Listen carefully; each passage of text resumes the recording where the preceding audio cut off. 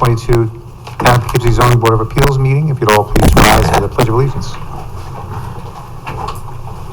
I pledge allegiance to the flag of the United States of America and to the republic for which it stands, one nation, under God, indivisible, with liberty and justice for all. All right, I'll do the roll call. Christine? Here.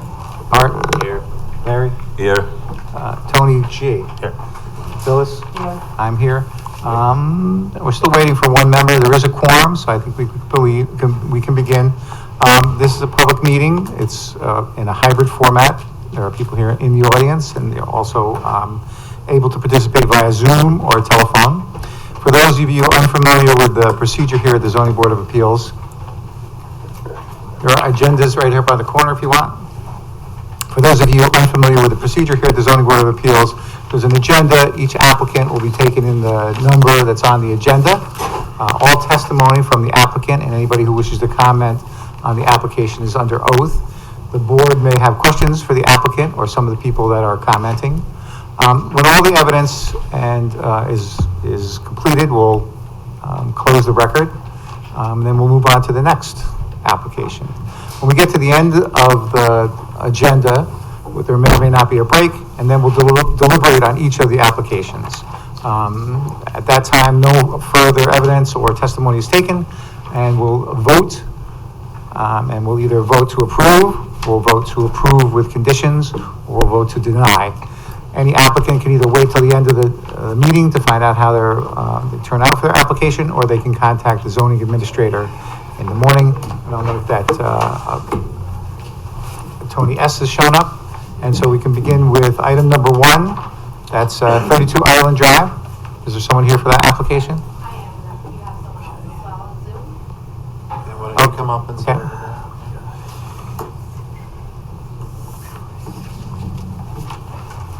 Oh, thank you. Good evening. Okay, why don't you state your name? Jacqueline Abril. Ms. Abril, do you swear or affirm that the testimony you're going to provide tonight is true and complete to the best of your knowledge? I do.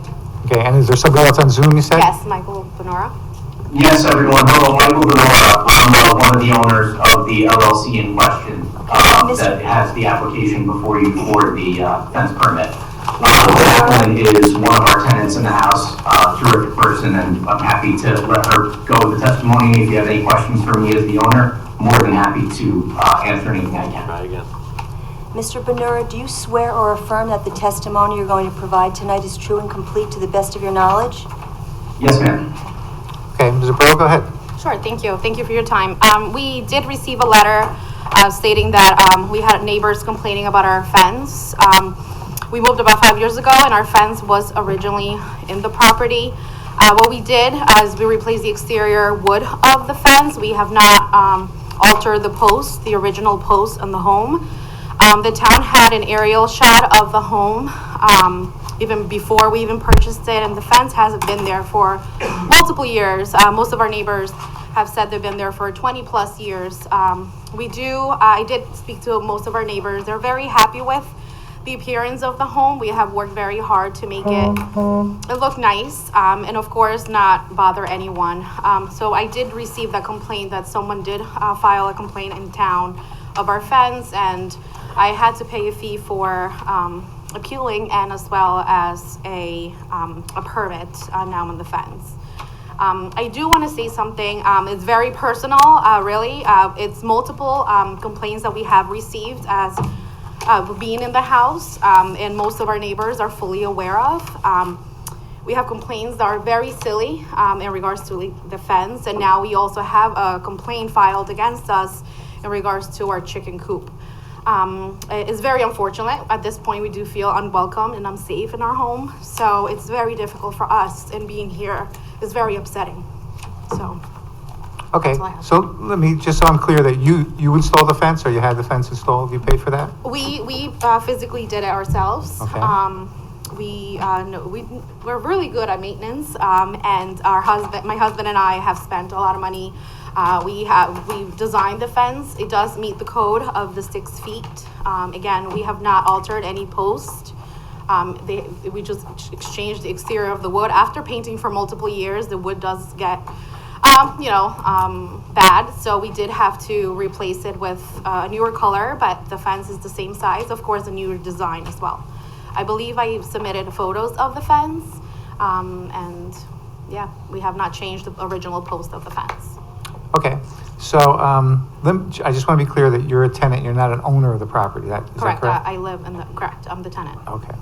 And, did you speak with the zoning administrator about the chicken coop? I did, I had to drop off, I was out of the country, so I just had to drop off the permit today for it, and the layout and everything, and pictures as well. Okay. All right, I don't have any more questions. Christine? No questions. Art? No questions. Phyllis?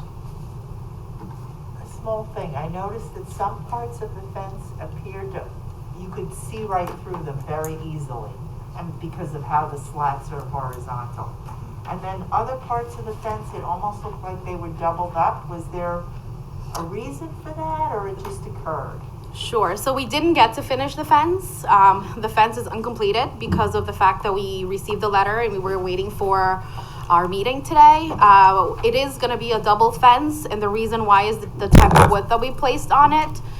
Is just secure for our children as well. And you can see a little bit of it, and because this is not as high, I didn't see it an issue, but we have not finished the fence to the fullest, and that's the reason why it looks uncompleted on one side versus the other. Thank you. You're welcome. Larry? No questions. Tony? Nope. Tony? Yeah, no questions. All right, anyone from the public who wishes to comment on this application? I don't see anyone in the audience. Is there anyone on Zoom that wants to comment?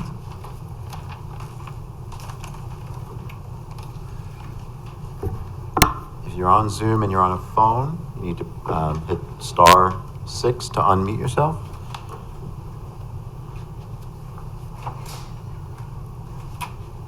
Not seeing anyone. I haven't seen anyone, but there's someone coming in now, so.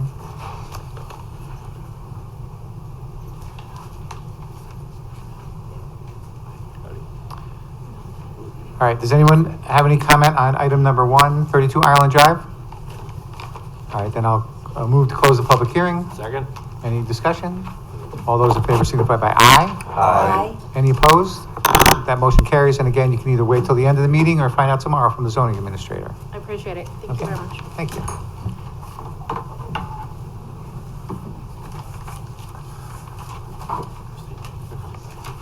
All right, that brings us to item number 2.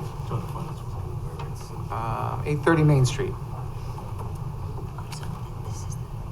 Okay, you're still under oath. Okay. Good evening, everyone. Hang on just a second.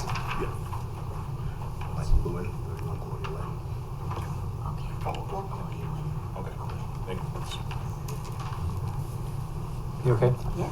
All right, go ahead. Hi, good evening. Danny Patrizzo, owner of 830 Main Street. Second meeting for monument sign that I proposed specs facing Haight Avenue. Right, so the last time we were here, we were just waiting for the response from the county. County indicates it's a matter of local concern. That's correct, right? Yep. Okay. All right, anybody else, any other questions regarding this application? No. Okay, anyone from the public who wishes to comment on this application? Anyone on Zoom? All right, then I'll move to close the public hearing. Second. Any discussion? All those in favor signify by aye. Aye. Any opposed? That motion carries.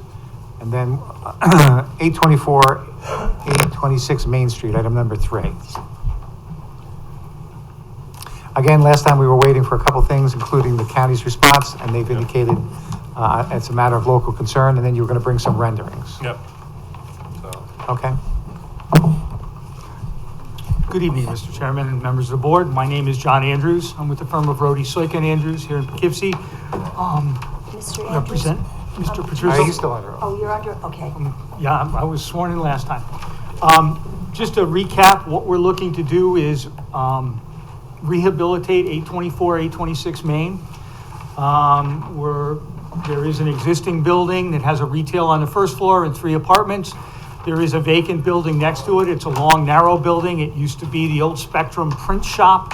What we're proposing to do is place 2 retail establishments fronting Main Street and 3 apartments in the back. We were here originally for 2 variances at the last meeting.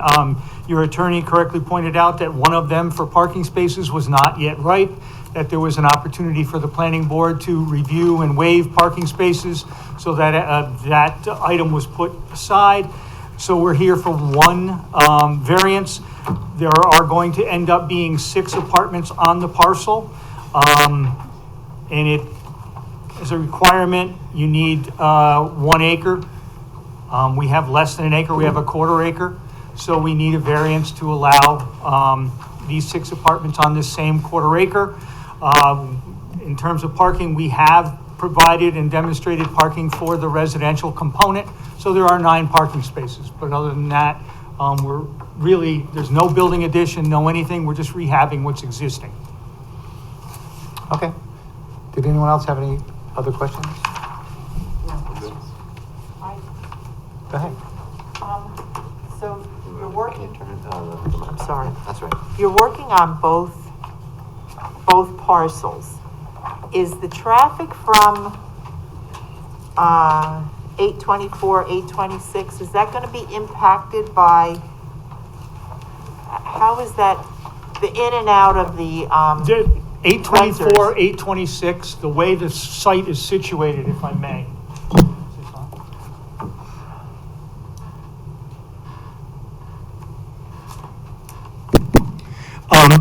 824 and 826 Main has 2 buildings, one on effectively the west side of the site, adjoining the western property line, one on the east side. The only access into the site is a central alleyway. It's about 15 foot wide.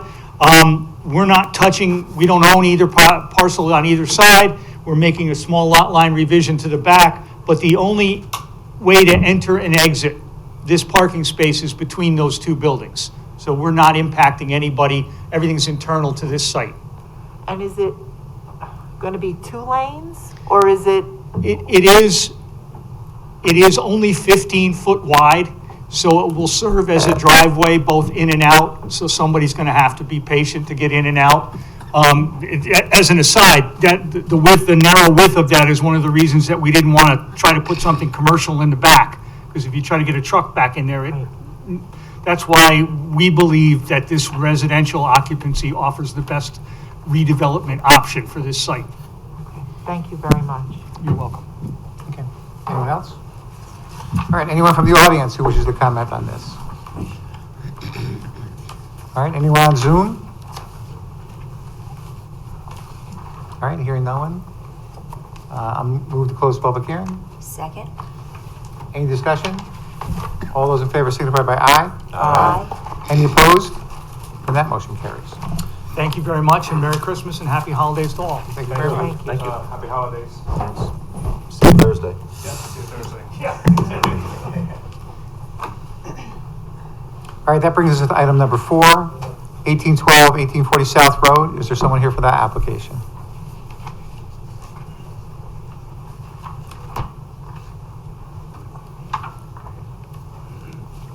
That's odd.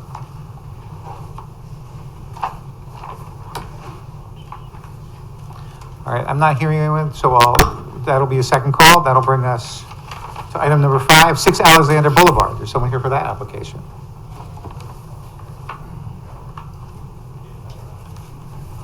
Good evening, everybody.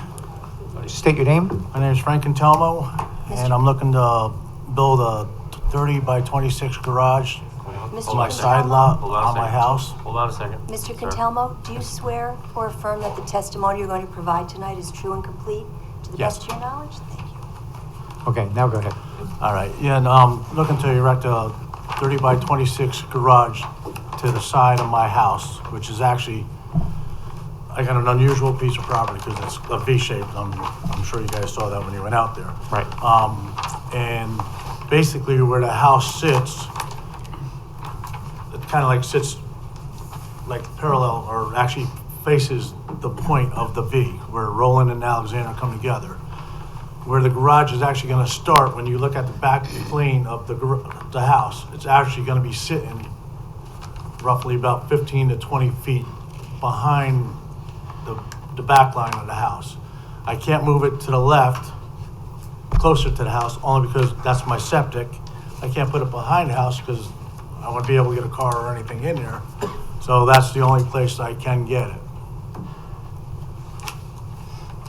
And there are a couple of sheds there now, about where? Yeah, the- there's 2 sheds there right now, and that's one reason why I want to build the garage is because, you know, I own a drywall business, and it's between my yard tractor, my elite vacuum, and keeping my stuff in there, I have no room for anything else. And then my site trailer, which is where the garage is gonna be, is actually gonna be able to, I'm gonna actually be putting that in there. But right now, it's so loaded down with my scaffolding and, you know, my planks and, you know, work paraphernalia. You know, I don't even have room in there. So basically, I'm like, I have no space. Okay, and are both those sheds being removed? One of them's gonna be removed. The front one's gonna be removed. I'm actually taking that up to our campground. And there'll be a driveway that goes to the garage? Yeah, it's probably just gonna be like a stone driveway. I don't think I'm gonna pave it or anything like that. Okay. I don't have any other questions. Christine? No questions. Art? No questions. Phyllis? There was a driveway. When we went to the site visitor, it looked like it was kind of a driveway. Is that about where Yeah, the that's pretty- garage is going? Yeah, actually, if you saw where the plow was and my site trailer, that's pretty much where they ended up, is gonna be the back of the garage, and it would just come out. I actually had a little stone there that was painted, but the paint probably washed off. But as for my front marker, but that's pretty much the footprint where it's gonna go. Okay, thank you. Do you know the height of the building in relationship to the height of your principal building? It's gonna be, I believe it's pretty much the same height. I'm gonna have 9-foot ceilings inside, or no, actually, I think it's 10-foot ceilings inside. I'm trying to get a 9-foot garage door just so I can fit my site trailer, because it's like 8'6". So I'll need like a 10-foot just so I can get my overheads and whatnot. So do you think that it's gonna be higher than the roof line? Because that's a problem. I don't really know. I didn't consider The it. answer is no. It's just like. No, it's not, because actually that part of the land sits lower than where the house sits. Okay, just keep that in mind. All right? Larry? No questions. Tony? No questions. Tony. No questions. Anyone from the audience who wishes to comment on this application? All right, I don't see anyone in the audience. Anyone on Zoom? All right, I'm not hearing anything, so I'll move to close the public hearing. Second. Any discussion? All those in favor signify by aye. Aye. And that motion carries. And again, you can either wait till the end or find out tomorrow. I'll wait. That brings us to item number 6, 31 Claudia Lane. Would you come on up, state your name and be ready to be sworn? Good evening. My name is Michael Lewin. Mr. Lewin, do you swear or affirm that the testimony you're going to provide tonight is true and complete to the best of your knowledge? Yes, sir. Okay, why don't you explain what you want to do? From what I understand, I need a variance for 2.5 feet on a fence that I have on my property Okay, and how long has the fence been there? since 2003. Okay, and so what's going on? Are you selling the house or? I'm selling the house, yeah.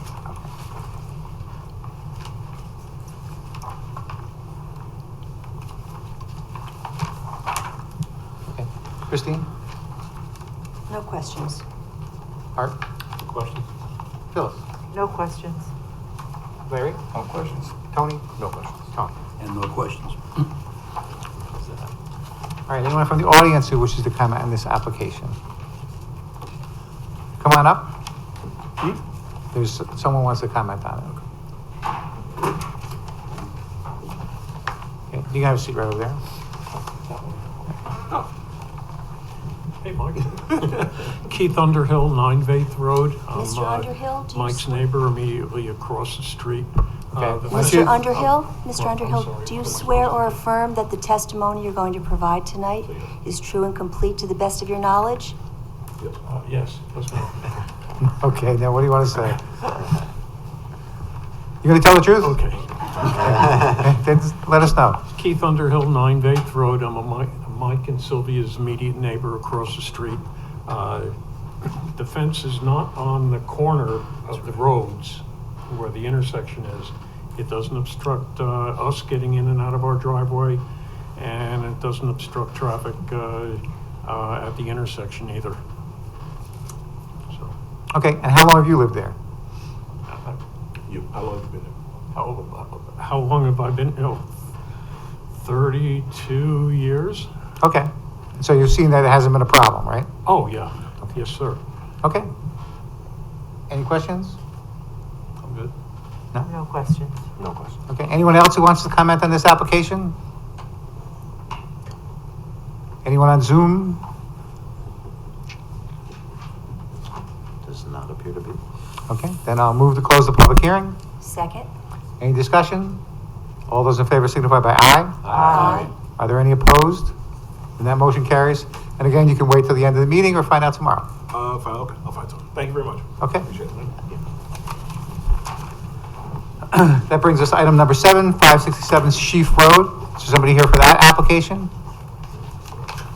Yeah, it's Bill Povell, I'm the engineer for the applicant. Mr. Povell, do you swear or affirm that the testimony you're going to provide tonight is true and complete to the best of your knowledge? I do. All right, what's this application? Okay, so we submitted a site plan application to the planning board to do quite a bit of improvements to the Sheep Manor Mobile Home Park on Sheep Road behind the Judge's Mall. And one of the things that we're improving upon is the fencing that runs along Sheep Road, which is actually behind the homes. Right now, a lot of it is like 6-foot high chain link fence, but there is mixed in some wood stockade fence. There's actually a few different types of fencing, and right now the fencing's outside the property within the Sheep Road right of way. So as part of the site plan approval, we're going to remove that fence and replace it inside the boundaries of the property. And what we're proposing is a beige stockade fence, 6-foot high, that would provide screening from Sheep Road to the back of the mobile homes within the park. That particular fence was discussed quite a bit during the planning board process. They asked for a natural color, and we all came to the conclusion that the beige fence was the color that we would go with.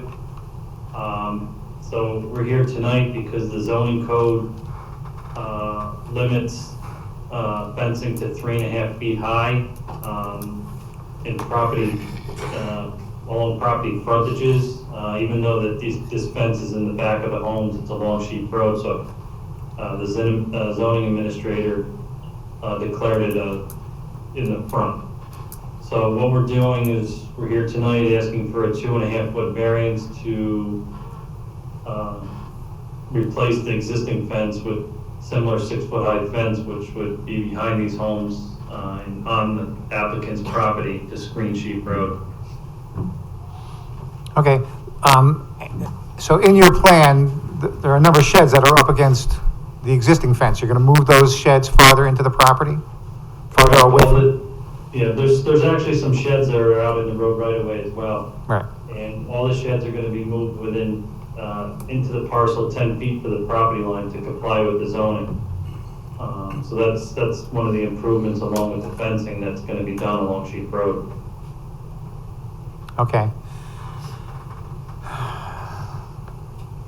And this is for Chrissy, those sheds, are they gonna require variances for being in the front yard or in front of the building? Or are you gonna interpret that as the back for the shed? I think you're muted. Actually, you don't appear to be muted, but we're not hearing you, Chrissy. Now she's well, there was some movement. All right. Well, that makes it easier. We understood that. Yeah. Okay. Yeah. Lisa, do you have a comment on that? No, offhand, no, I hadn't looked at it as a potential issue, and I don't think it was flagged as part of the review for the planning board. So Chrissy's shaking her head like it's not a potential issue. Okay. I know that a garage can't be in front of the house, but I don't know that there's a prohibition on sheds in front of the house. I can look at it, but obviously it wouldn't be something that we would deal with today anyway, because it hasn't been noticed, so. Okay. Then those are all the questions I have. Christine? No questions. No questions? No Phyllis? questions. Larry? No questions. Tony? No questions. Tony. I have something I just wanted to clarify with you. When I took a ride out there the other day, you're at the part of your property that has the address 567 Sheaf Road is like the southernmost entrance to your property. It's just past the quarry boundary, I believe. It's before it. Yeah, I mean, if you're going north, it's just past it. Correct. Yep. So here's my observation, and maybe you could provide a little clarification. I thought your existing fence and setup, you had a pretty terrible sight line for traffic coming southbound on Sheaf Road. You know, it's very hard to get out of there with the traffic that's coming from, let's say, from old, whatever that is, Old Post Road and heading south on Sheaf Road. Do you see this fence, is it going back substantially further back than the existing chain link fence? It is, in many areas, it is being pulled back quite a bit. And as part of the planning board process, they required us to do sightline measurements, which when we upgrade we're actually upgrading the entrance too at that location, so it's not going to be coming in at an angle. And all the sight lines comply with the sight distances required for an entrance. And any of the landscaping, fencing, everything's going to be pulled back to not impede on that. Okay, that was just, you know, I mean, that was one of the major things that I observed, in addition to the fact that there were sheds and other things that right up against the existing chain link fence. But if you could Right, improve the that's what sight line in the process, it would be a great thing, in my opinion. Yeah, no, this will improve sight distance for sure by pulling the fencing and the sheds further away from Sheep Road. Okay, thank you. All right. Anyone from the audience who wishes to comment on this application? All right, not seeing anyone. Anyone in Zoom? All right, I don't see anyone, so I'll move to close the public hearing. Second. All those in favor, or any discussion? All those in favor signify by aye. Aye. Any opposed? Then that motion carries. That brings us to item number 8, 20 Peter Cooper Drive. Why don't you come on, state your name, wait to be sworn, and then describe your application. My name is Gina Marie Francis. If you would pull the microphone down a little bit, so, thank you. My name is Gina Marie Francis. I'm the owner of 20 Peter Cooper Drive. Ms. Francis, do you swear or affirm that the testimony you're going to provide tonight is true and complete to the best of your knowledge? Yes. Bless you. And Okay. can I just say something? My Go ahead. husband is going to speak for me because I really don't understand this. Okay. I'm sorry. Don't be sorry. My name's We don't Jayford either. Dionysius. Do you swear or affirm that the testimony you're going to provide tonight is true and complete to the best of your knowledge? Yes. Okay, so what's your application? Application is that, they said we need a variance for the breezeway being enclosed. They're saying that the existing garage that was there prior to the fire in 2001, being that the breezeway is closed now, doesn't meet the zoning of 20 feet, which was put in effect in 2010, and this was built in 2001. And the existing garage has been there since 1955. Nothing has been changed on the slabs or anything. When the fire happened, it was the house itself. And the understanding was my wife was married at the time. My husband passed away, he was sick. and there was a lot going on. He was trying to handle that. And apparently the inspector, I spoke with Mr. Sickles when I wanted to correct this 6 years ago when we took the house back. She had walked away from it. We had taken it back and we went to fix things. It's actually 11 years. And he said that no inspection was done on the property for the breezeway, that the CFO is not, it's not complete because there was no permit. He wanted a permit filed, he wanted inspection done, and he wanted it brought up to his standings, in which I did. I fireproofed the wall between the garage and the area, living area, common area downstairs, and I put a fireproof door. I also sheetrocked fireproofed the garage ceiling and the breezeway. I opened it up so he can inspect it. I had an electrical engineer, a building engineer, sign off on it and submit for the permit, and also his approval that it was structurally sound. It's been there for 20 years. So we, I did all of that. Now the prior zoning lady that was out there, my wife is not sure exactly 2000. I don't remember the year, but we had zoning, I had zoning and the people that appraise your property out there a long time ago, and they said... Prior zoning lady, not the one that's, I Right. think that's the lady I spoke to. She's the one that said to me that it doesn't meet the setback for the garage. But the one prior to it said everything was fine, that they didn't understand what, at that time, the building department's problem was, because we put everything back to the way it was. Okay, but in the beginning, the garage and the building were not connected? No, They've always been they've always been connected. What happened was the fire happened. Right. The contractor built the new house. He didn't complete the closure, and the permit closed. He never got another permit, reopened the permit, or get a new permit for the enclosure. He came back and enclosed it. Mr. Sickles said that it's not C of O because there was no inspection, there was no permit filed. Okay. And I wanted to correct the situation because we're selling the house now. We moved to Pennsylvania. And I did everything that he required me to do, as well as the electrical inspector. I'm an electrician by trade. And I updated everything from the garage back to the house and corrected everything that he wanted, including tear down a pool deck that he said was not the code. So I tore it down as well. And he walked in and said, "That's fine, you can pick up your paperwork the next day."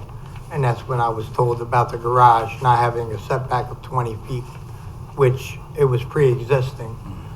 It shouldn't matter, and the breezeway is 35 feet from the property line. Okay. Now tell me this, is it an actual garage? It is an actual one-car garage. Okay, It's on the pictures. If you look at the pictures that we put with the application. I also submitted later this evening when I came in today with the 4 neighbors, one on each side and the 2 across the street. I'm sorry, you're looking. Okay, I There can was- look and listen at the same time. The garage and the family room is pre-existing. It's always been there since When the fire 1955. happened. There was no damage done to that area when the fire happened. All right, say that again? There's a garage and a family room, or common room, whatever we call it, In the same, area. Attached to the garage. There's It's a common room. one big room. okay. And it's attached to the garage. There's a doorway that you walk into the garage from the common room. And that's always been there since 1955. I purchased the home in 1997, I believe, or 96. Okay, and that's not an apartment or anything, it's just a... No I apartment. actually, There's no bathroom, no apartment. we used it for a family room or daycare. I had daycare in my home. And the town approved that, the daycare business. Okay, and then I do have a number of letters from... Those are the neighbors. I asked them if they would comment on it. The 4 neighbors, one on each side of us, 18 and 22, and then across the street. All right, so, these all say the same thing, and they're in favor, they don't have any objection to it, so we'll make this a part of the permanent record, Thank you. okay? Christine, do you have any questions? So the breezeway was always there? Yes, Mr. Sickles said that the permit was closed, and he wanted it filled, and he wanted engineer sign off. And I did complete that form, as well as the electrical inspection, as I stated. But the breezeway has been existing for about It's over. 20 years. For 20 years? okay. Yes, 2001. Thank you. It was 9 months after the new house was built. All right, No questions. Phyllis?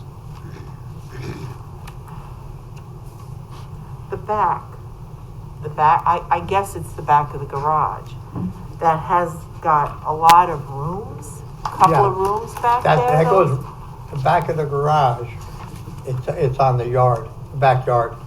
And the yard goes back another 60 feet, 70 feet.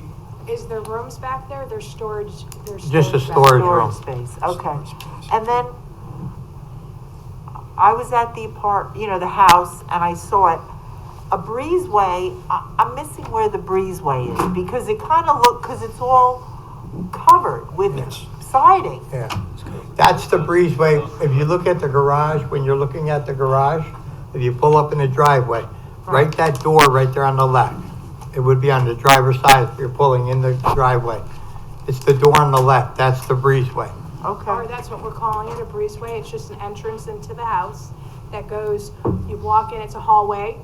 You go to your right and you're into the The common common area. room and the garage, and then you go up the stairs to the house. If you look at the picture on It there, used to be my kitchen. you'll see the garage. Right. And also in the fire, you can see that it was existing during the fire.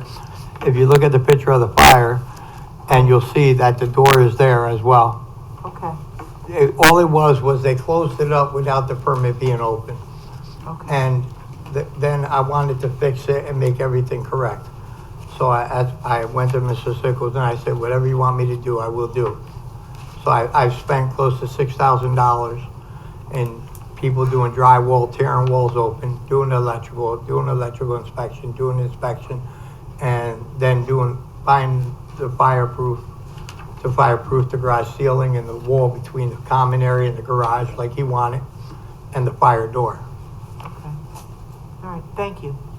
Thank you, ma'am. No questions. Tony? No questions. Tony? And no questions.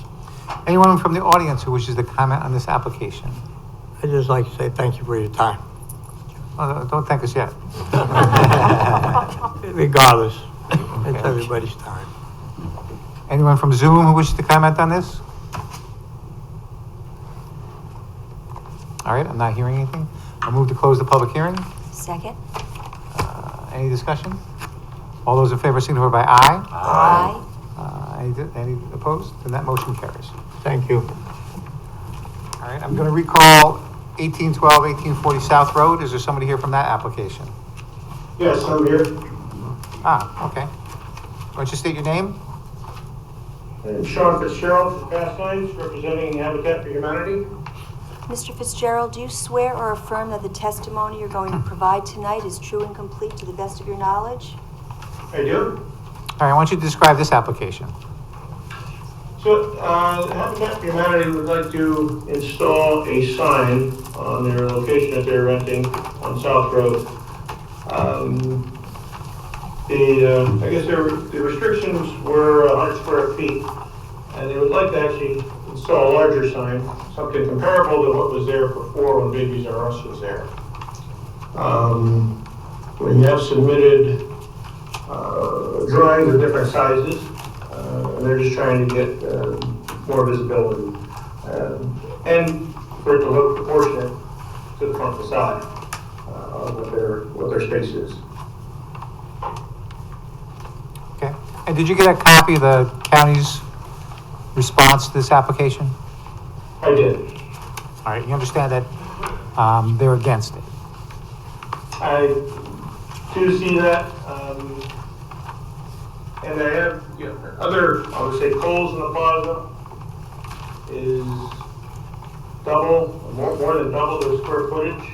I'm not saying, you know, just because one's done it, the other one can. Yes, I do see the response, but again, in the plaza, there are other signs that are larger over the square footage at the maximum. Okay, and do you know about how far it is from the storefront to Route 9? The exact, no, my guesstimation is probably going to be about 400 feet. Okay. And you have a monument sign that, that you're able to use, right? Yes, there is a monument sign up there and they are labeled on it. Now, I'm sorry, I have a question. For square footage, is it the size of the sign being the overall height and width, or is it by, let's say, letter? And the way I say that is the way Restore has their, or Habitat for Humanity has their sign Restore, the capital R is larger than, you know, the lowercase. Would square footage be considered per letter rather than a rectangular box over height and width? Chrissy, you want to answer that? Oh, you have to talk louder. Can you hear me? Now you can, yeah. Yep. Okay, so it's the extreme limits of the sign, so yes, it would be a box around the sign. Okay.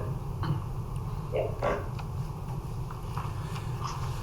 So you gave us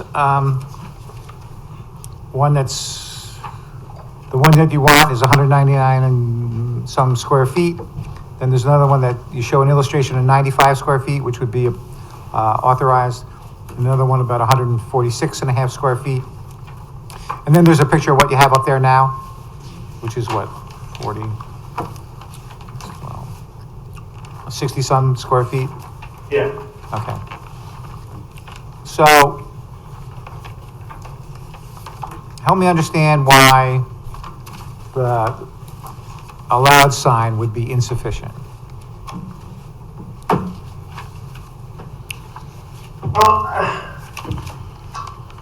It's not that it's, can't say it's insufficient.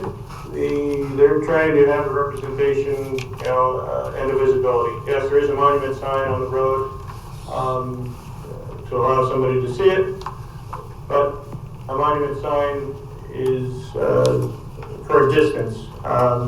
When it's packed with other signs next to each other, above and below, often things get, you know, obscured and not seen.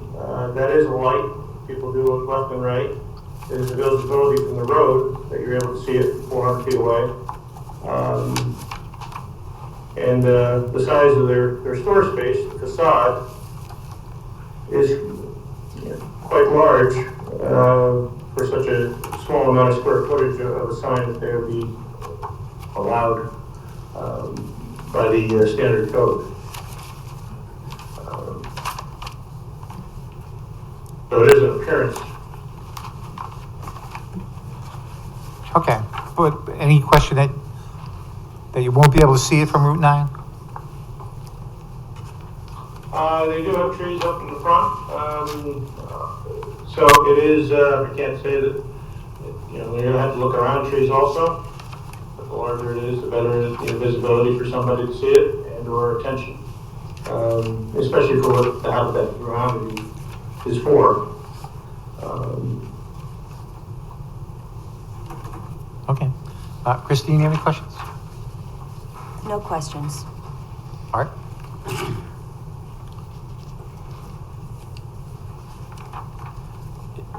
If it came down to the choice of the larger of the signs versus the intermediate, there you go, intermediate sign, would you be able to live with the 146 square feet?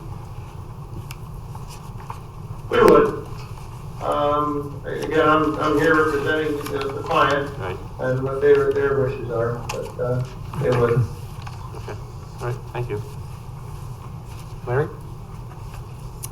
Is the purpose of the sign, You recuse yourself on this one, Phyllis. Yes, okay. is the purpose of the sign directionally so someone who's already going there and then can see where it is? Or is it to get the attention of people on Route 9? I would say it is both. The monument sign, as much as it is there, you know, a lot of people, you, I, you go down the road, a lot of things are blend together. You know, it is directional when you turn into the plaza. It's large enough to see.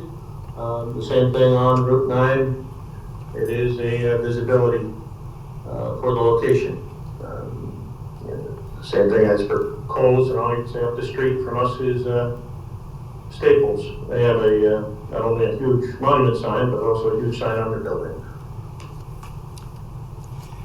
Except I don't think or know that it's common knowledge among most people that Restore is Habitat for Humanity.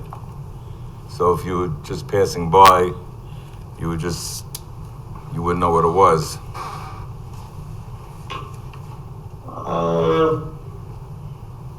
I can't say that they, you know, they have the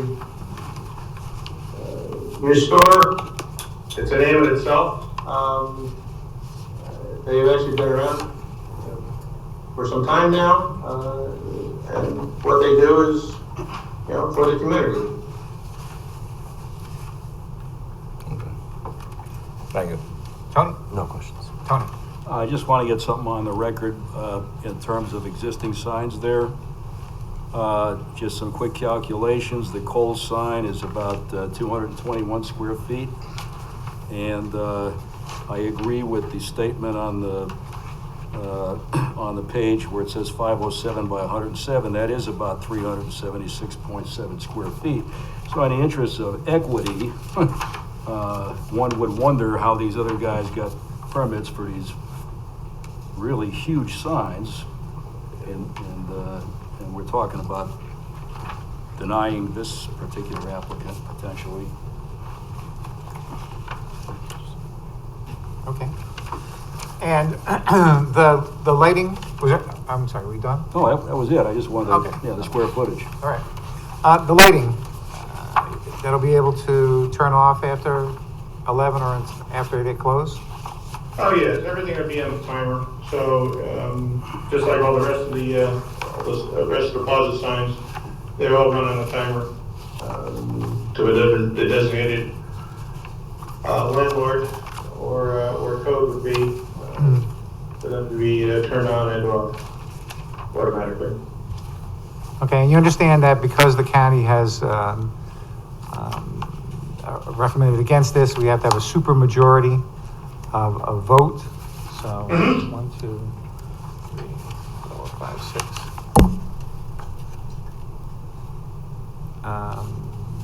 Okay. Yeah, it's a full board. 5, yeah. So, yeah, there's only, and so Phyllis is in here. So, okay. Anyone from the audience who wishes to comment on this application?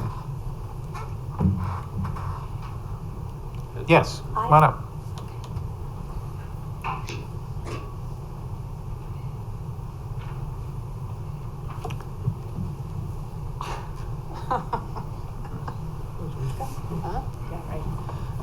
I'm Laura Underhill. And what's your name? I'm Sylvia Duke-Lewin. Do you both swear or affirm that the testimony you're going to provide tonight is true and complete to the best of your knowledge? Yes. All right, what are your comments? This is the first I've heard of this, so I'm just, Habitat Humanity, Restore, that place is, I didn't even know it existed until last year. And I can't see, if I didn't know it already existed, Right. I would not have a clue it was there. I mean, yes, that you've got the sign on the roadway, but like they said, those are kind of hard to see. And I remember when Babies R Us used to be there, right? That sign was huge. They've got a large face out there, and I think they should have a sign that's comparable to the facade. so that it, you know, it fits. If you've got a little tiny sign on that big facade, it looks out of proportion. And you do need to have that place visible from Route 9. It's worth advertising, whether you know it's there or not. Yeah, I mean, it's there, it's helping the community because they can see this. People who need things and they don't know where to go. And that's a good sign right there, if it was right there in the open. They have Aldi's, they have Kohl's, they have restaurants and whatnot. They don't know Restore's there, but that little thing on the street. And it's wise to have something big enough to identify that. They moved from one location to here, and they service the community more here. And I go there a lot, and I have people going there a lot, but they don't know which way to go until they don't see the sign. They're not gonna go inside. And that's my feeling. Okay, did you have an opportunity to see the proposed signs? No, this is the first I've heard that they were even looking on getting the sign. I do remember the first time that I went there, and I almost couldn't find it. I didn't know where it was. There was no sign. No. Until we got into the parking lot and started walking. I knew where to go simply because Sylvia told me where to go.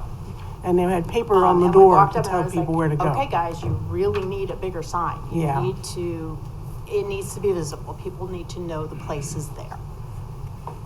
I think Okay. it's a helpful thing. That's just me. All right. Okay. Anyone else? Thank you. Sure thing. Anyone else on Zoom who wishes to comment on this?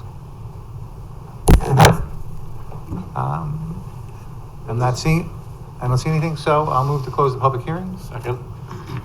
Any discussion? All those in favor signify by aye. Aye. Any opposed? That motion carries. I think that's the end of our agenda. And so, unless anyone wants a break, we can go right into deliberation. Do it. So let's see. Who's here? Okay, so 32 Ireland.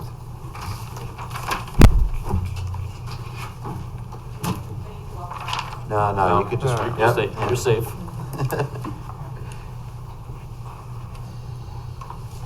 All right, anybody have any concerns about this one? This is a fence. What? Is she gonna have to come back again? For the chickens? Yes, that's what, or no? Well, if she gets a chicken permit, then she won't have to come back. Okay. No rooster, though. And there are some other issues, but I guess we won't talk about those. there is a permit process for. Okay. Yeah. All right, anybody have any concerns? It's a replacement of a fence that has been there. Forever. Okay. No. Anybody have any concerns? Okay. Then let me offer these findings. Whether an undesirable change will be produced in the character of the neighborhood or a detriment to nearby properties will be created by the granting of the variance. This appears to simply be a replacement of a fence that was there for quite some time and will not have any undesirable change in the neighborhood.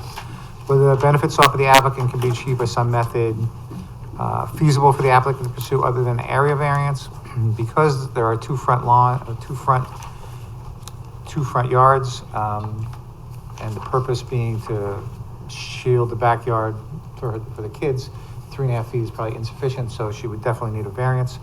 And whether the requested variance is substantial, perhaps mathematically, but its impact is not that much.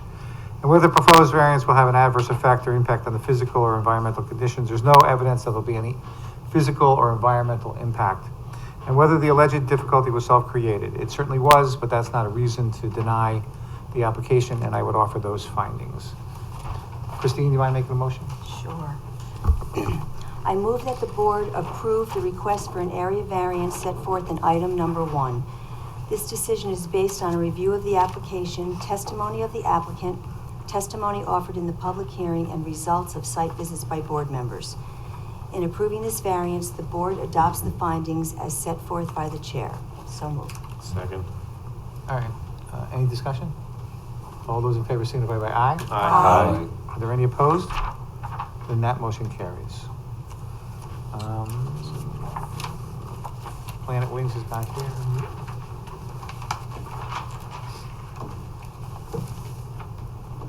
else is?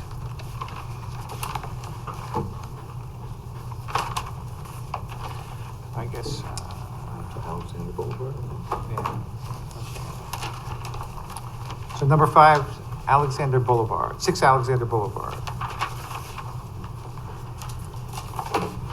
This is a variance for an accessory building in the front yard. There are 2 front yards based upon the way the house is situated. There's really no other place to put it. Very strange lot. Yeah, and the topography, he's got a septic system there. One of the sheds that's there is gonna be moved. Anybody have any concerns about this? And let me offer these findings. Whether an undesirable change will be produced in the character of the neighborhood. This is similar, garages, detached garages are similar in the neighborhood. And it won't have any undesirable change. Whether the benefit can be achieved by some method other than a variance based upon the way the lot is set up. The only way to do this, regardless of where the garage would be, would require a variance.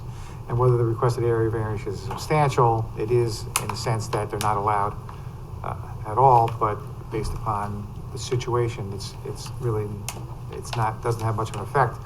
And there's no evidence that there's any physical or environmental impact to the neighborhood or district.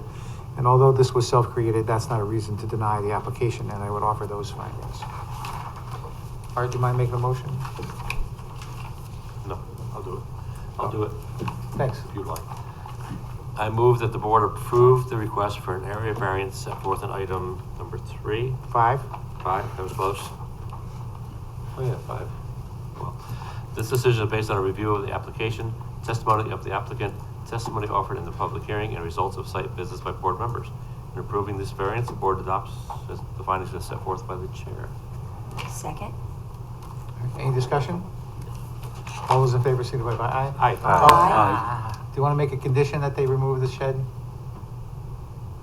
One of the sheds? I mean, you said he's going to do it, but Add the condition of removal of just move to amend it. one to of the include- sheds that are on the property. Is there a second on that? Second. All right, any discussion on that? All right, then all those in favor signify by aye. Aye. Any opposed? Then that motion carries.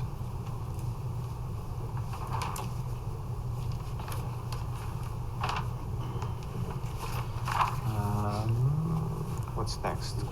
31 Claudia Lane? Which one are you? Still back there. Yeah. Is that 31 Claudia? 31 Claudia Lane. Okay.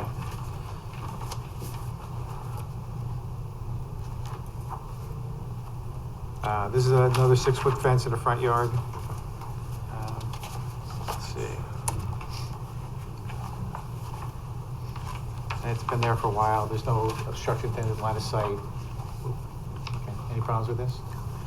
Okay, I offer these findings. There'll be no undesirable change produced in the character of the neighborhood. It's similar to other properties. It's been there for quite some time without causing a problem.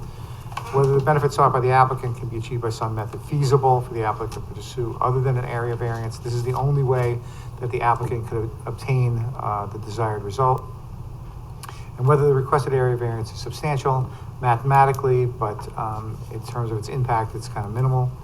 And whether the proposed variance will have an adverse effect or impact on the physical or environmental condition. There's no evidence of any physical or environmental impact. And although the difficulty was self-created, that's not a reason to deny the application. And I would offer those findings. Phyllis, can you make that? Yes. Thank you. I move that the board approve the request for an area variance set forth in item number 6. This decision is based on a review of the application, testimony of the applicant, testimony offered in the public hearing, and the result of site visits by the board members.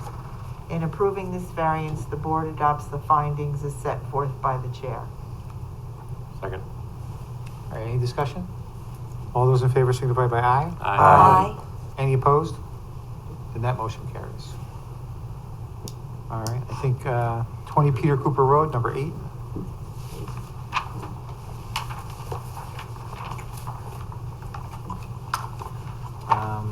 This is a side yard setback variance for a property that's existed for quite some time, just to legalize it Apparently, all the building permits are ready to go.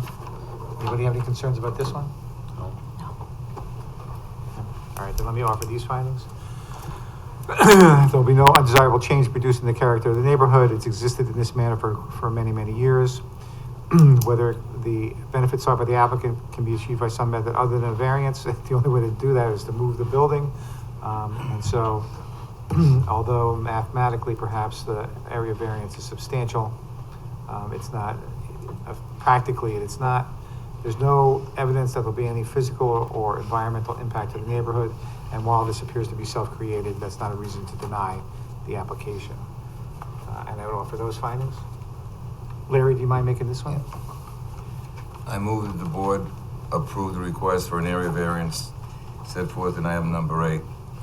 This decision is based on a review of the application, testimony of the applicant, testimony offered in a public hearing, results of site visits by board members, and the findings of the chairman. Second? All right, any discussion? All those in favor signify by aye. Aye. Are there any opposed? Then that motion carries. Now, thank you for your time. Okay, all right. All right, that brings us, I'm gonna do, Hopeful is still on, so maybe number 7. Sheep Road.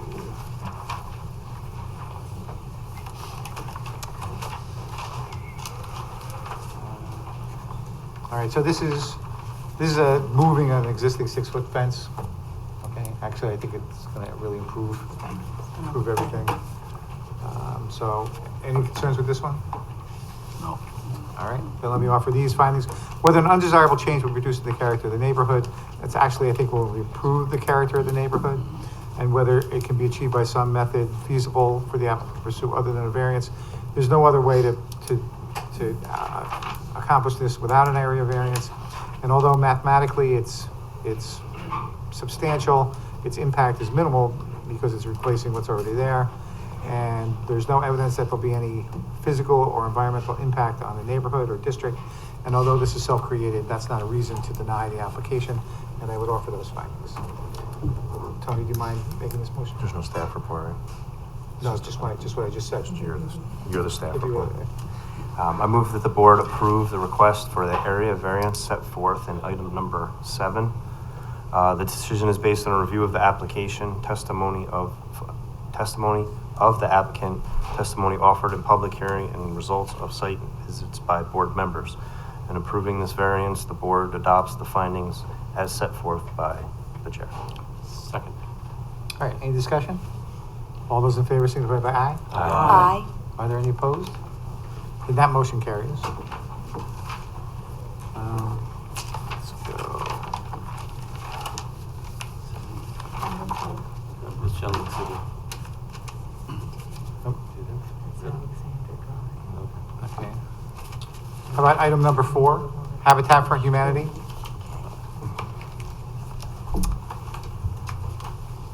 I think that, yeah, that. Keep in mind that the county had denied this application, recommended against the application.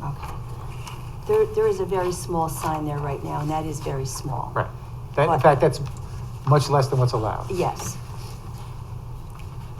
In my opinion, you can see that whole plaza very clearly. You can see all the stores, you can see all the signs. As far as the storefront being large, the Aldi building is also very large, and their sign, I'd be curious to know how big that sign is, but it's not huge. So I think what they're proposing is very big, and I don't think it needs to be quite that big. All right, well, how do you feel about what is allowed under the code? You think that's satisfactory? Well, looking at the picture, I mean, I think you'll be able to see it. I think maybe the one in the middle might be a little bit more, And by the one in the middle, you mean the... I'm sorry, the size, the middle 146, size, yeah, the 146. You know, might be more in balance, but I do think that what's allowed would be easily seen. So I guess I agree on that. This is a tough one because it's not your typical store. Right. So I would think that in order to maybe somewhat appease the county and not create the monster we have, like with Bed Bath & Beyond, et cetera, that were done by boards way before us, I would think that based on the distance from the road and the site, you know, the site distance once you're inside the property, I think the 146 is the one I would say would be beneficial to them. But again, they are such a unique business, if you will. I think we have to give them a little, personally, I think we have to give them a little leeway. Well, first of all, it's a reduction from what Oh, was yeah. there. And I think everyone would agree that all the signs that are, most of the signs that are there now are way too big.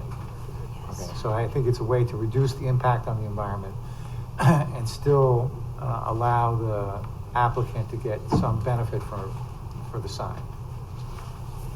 Larry? Are you okay with the 146 or?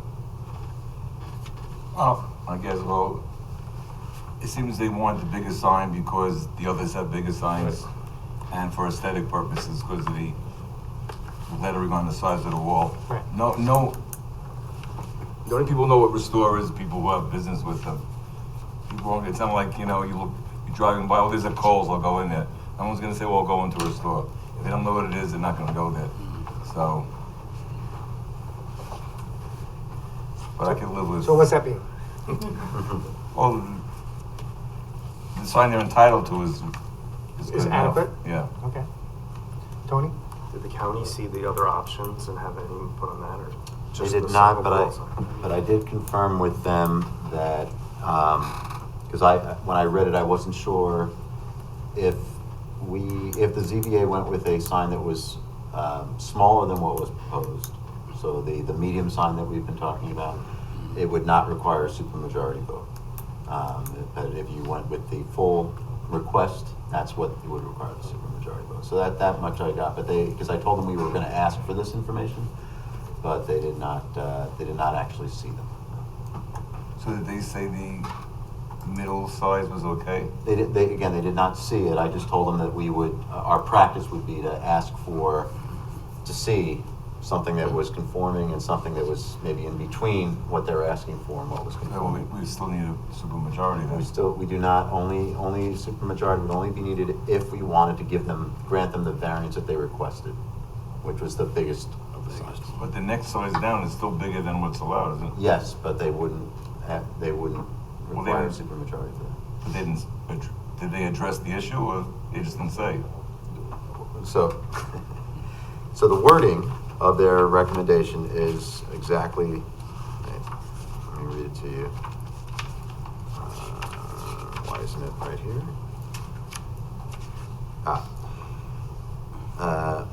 For the reasons stated above, the department recommends that the board not grant the requested area variance for wall signage. The requested area variance for wall signage is for a sign that's just under 200 square feet, right, 199 and change. Because I wasn't sure when I read this, if that meant that if they did come in with something smaller than that, like, because that would they still require supermajority? What they told me was, no, that would not require supermajority.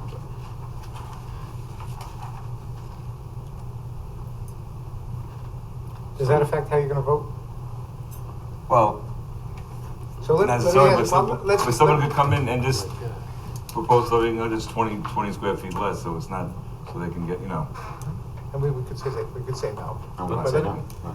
But that's what we We asked don't need for. them to say no. That's what we always ask for. We always ask for 3. Tony, yes. So this is not unique. Well, listen, I feel very strongly about this.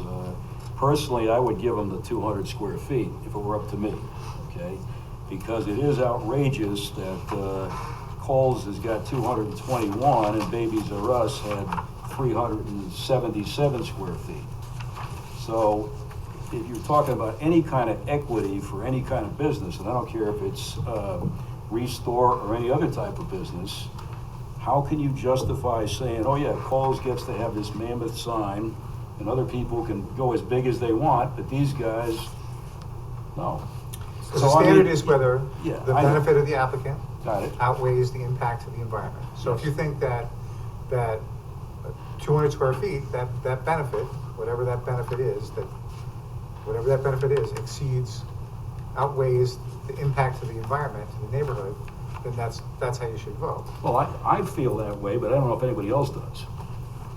So it seems the newer tenants, to Christine's point, have smaller, more compliant size signs. So, the men's X large, whatever that is, the Aldi's, those are signs that are more compliant with what, so. So there was a period where big signs were granted in the town. Right. And I think that, I think that those signs are too big. And I think that we can make an effort to reduce the impact of new signs on the neighborhood. So long as the applicant gets the benefit they're looking for. So the question is whether the 99 square foot gives them the benefit they're looking for, or whether they need something more than that. I don't think that we're gonna get 5 votes for the 200 square foot. No, probably not. I mean, I'd be happy with whatever it is, 146 and a half, that's fine. But it's just to tell these guys, no, you can't have it, while everybody around them has these mammoth signs, is grossly unfair. Yeah, but we did not grant those signs. This board did not grant those signs. Okay. Also, when you asked We're trying to write. if they could live What's with the going on? 148, well, I'm just representing the client, like I said, he didn't know, like he wasn't a very good, I can't think of the word, but, he wasn't really advocate. Advocate? Advocate, yeah. I mean, they told me to do this, so I'm doing, The Kohl's is larger, it's also larger square footage of the store. And it's too. farther from the road, but. Not that much further, maybe another 15, 20 feet further, but not that much further Right. from the road. So, do you think that Kohl's has to be that big? So you think it's just fairness? Well, I do think Equity? it's fairness. Okay. Yeah, I Equity's in absolutely the do think it's criteria. fairness. But I think I could live with the 146 and a half. I don't think the 95 is reasonable given the distance from the road, personally. Okay. All right, well then let's just take a little straw vote on the 146. How many people would be okay with that? 1, 2, 3, 4, 5. Okay. So you, doesn't make a difference, so. no, you can vote your conscience. Okay? All right then. Tony, why don't you make a motion? This Tony. No, not that Tony, because. You know where I'm going from. That is good. Oh, actually, I guess we have to do. Oh, there's a staff report, so you don't Oh, need yeah, to, so, yeah. And do I have to do, this is an do have to unlisted do- action, yeah. so let me do that.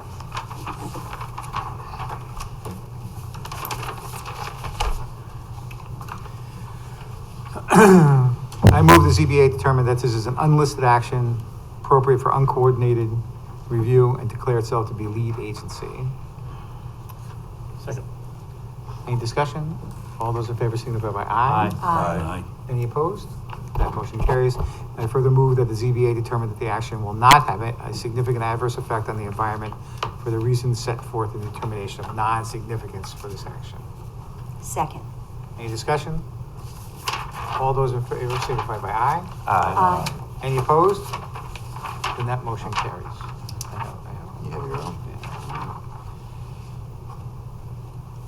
Tony G, you mind making a motion? Sure. There's a staff report. That's all. Where is the staff?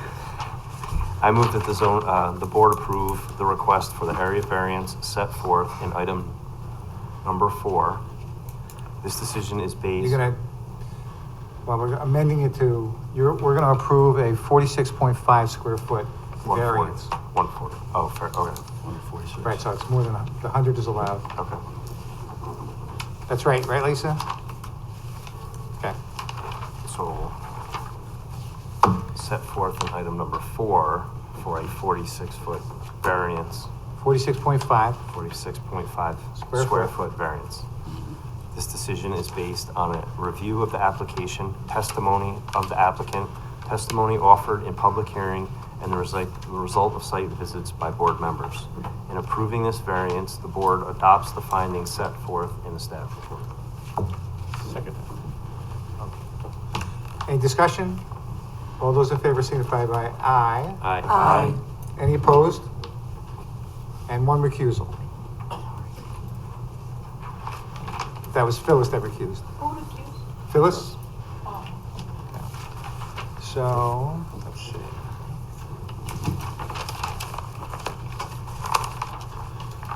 So that brings us to item number 2, 830 Main Street.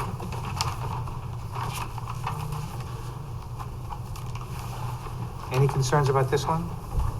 I don't have any, I think he's cleaning up a real mess. Yeah. No, this is 8:30. This is the sign, this is the plan. Yeah, okay.